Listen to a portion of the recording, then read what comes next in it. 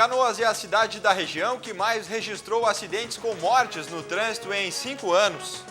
No Vale dos Sinos foram mais de 1.000 vítimas fatais. Imprudência e excesso de velocidade são as principais causas. Comandante-geral da Brigada defende reestruturação da polícia. Pesquisa aponta que 7 em cada 10 gaúchos não confiam nas forças de segurança. Motorista sem custo. CNH Social deve beneficiar 7.000 pessoas no estado. E ainda, edital da nova ponte do Guaíba vai ser publicado amanhã. E a previsão do tempo agora no Ubra Notícias.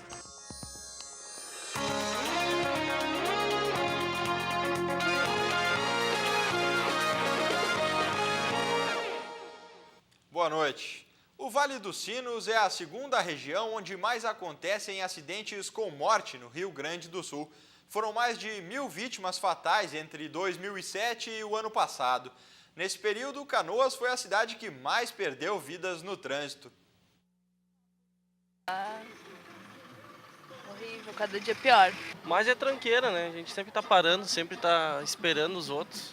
Essa é a opinião de quem vive o trânsito em Canoas. Na região, a frota cresceu quase 7% em 5 anos e as infrações aumentaram 14%.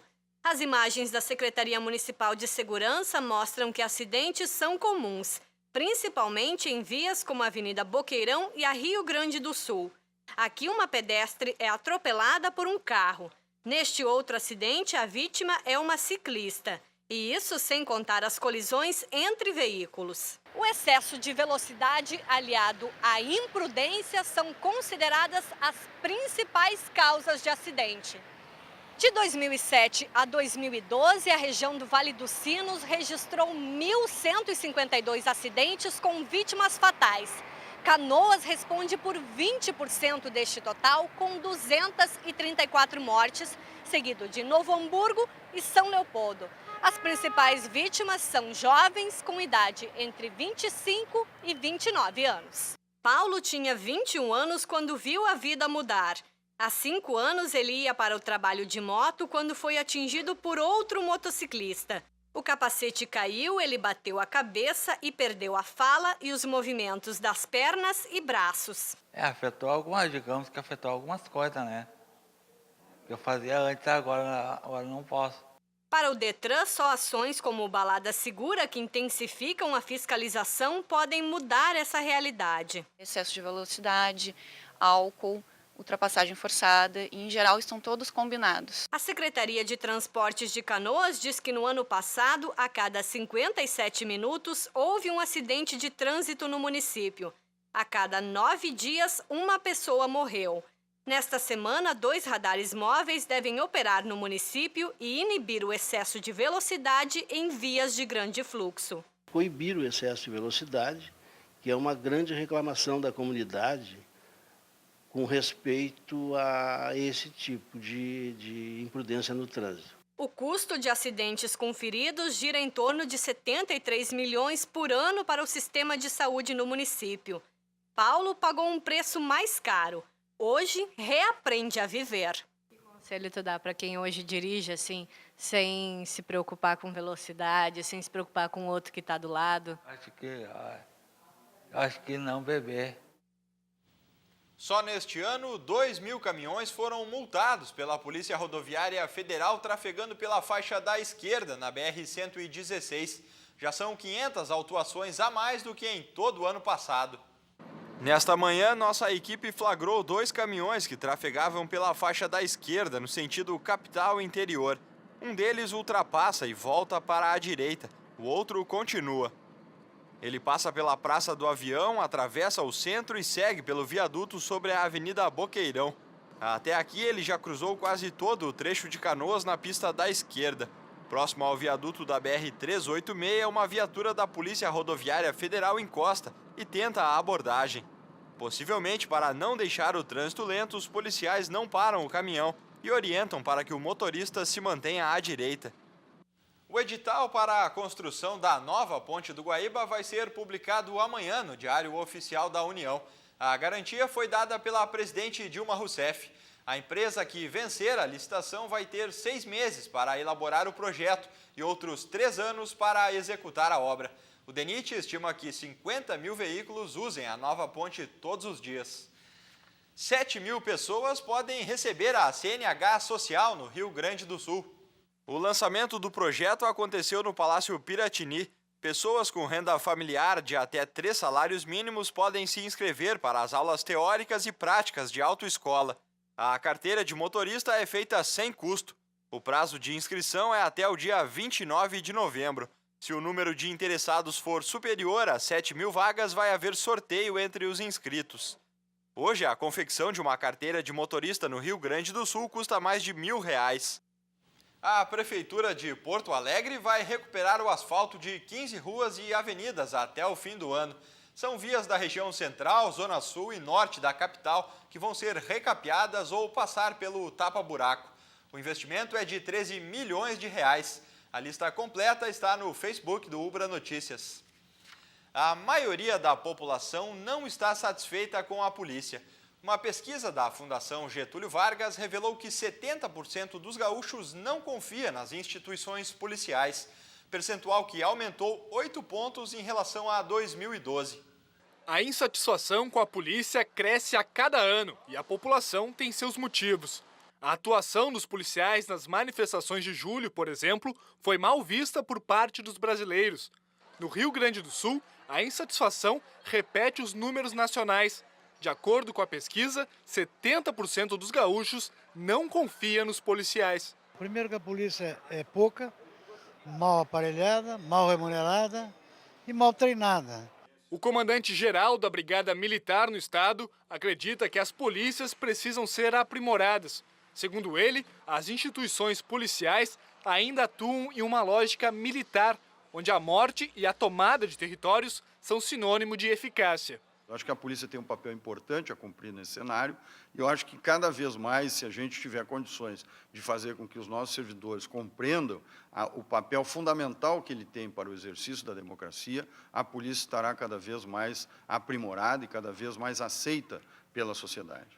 Para esse especialista em segurança pública, os dados divulgados pela pesquisa não surpreendem. Ele critica o modelo de polícia utilizado no país e diz que é necessário aproximar o policial da comunidade. O nosso modelo de polícia ele continua sendo muito afastado do dia a dia do cidadão. Você sabe, por exemplo, quem é o policial responsável pelo policiamento do seu bairro, da sua região? Não, nenhum de nós sabe, porque não há esse policial encarregado do policiamento da nossa região.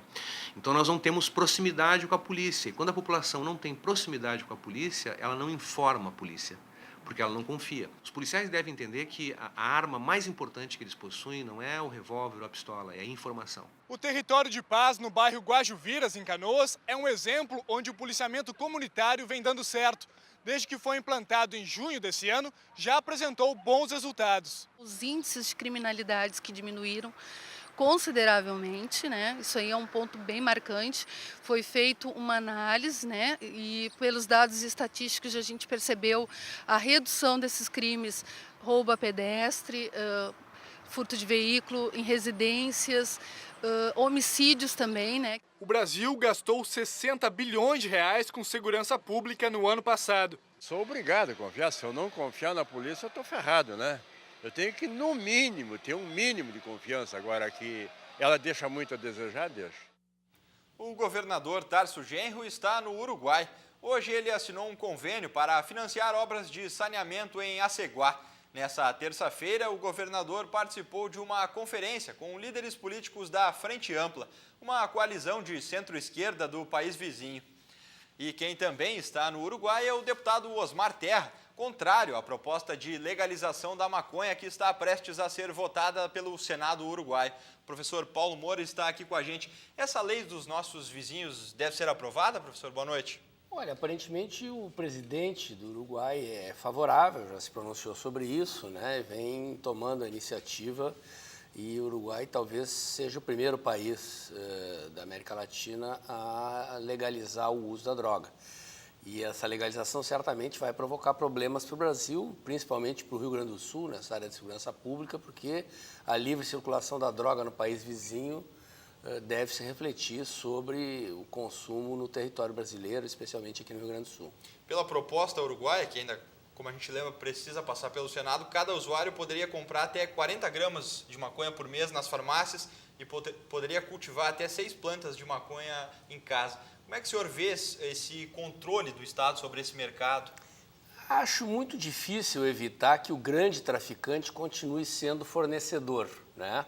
E isso é uma contradição da defesa dessa legislação, porque, de fato, né, ainda que a venda ocorra em canais legais como farmácias, quer dizer, quem vai abastecer um mercado desse porte não é o indivíduo que planta em pequena quantidade em casa.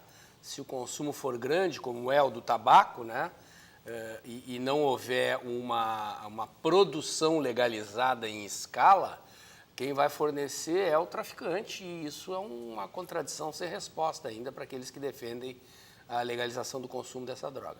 Ou seja, o senhor acha que não há vantagem, então, para a população? Esse dinheiro, por exemplo, o governo uruguaio alega que o narcotráfico arrecada cerca de 30 milhões de dólares por ano no país. Se esse dinheiro passar a ser arrecadado, digamos assim, pelo governo, esse dinheiro poderia ser revertido, de repente, em serviço para a população? Talvez até no tratamento das consequências do uso da droga pelo setor de saúde, mas eu não estou vendo a legislação contemplar a plantação em escala para fornecer para todo o mercado. Como eu disse, do meu ponto de vista, não é um indivíduo que planta alguns pés de maconha em casa que vai abastecer um consumo em escala. Em larga escala. E ou o governo uruguaio passa a plantar ou passa a autorizar que fazendeiros plantem a droga para fornecer e aí legaliza todo o processo, desde a produção até o consumo, ou há, como eu disse, uma contradição, porque o grande fornecedor continuará sendo um traficante. Tá certo. Muito obrigado pela sua presença, professor. Sempre à disposição. A seguir, previsão de tempo seco e ensolarado na região metropolitana. É daqui a pouco. As inscrições para o vestibular da UBRA terminam amanhã.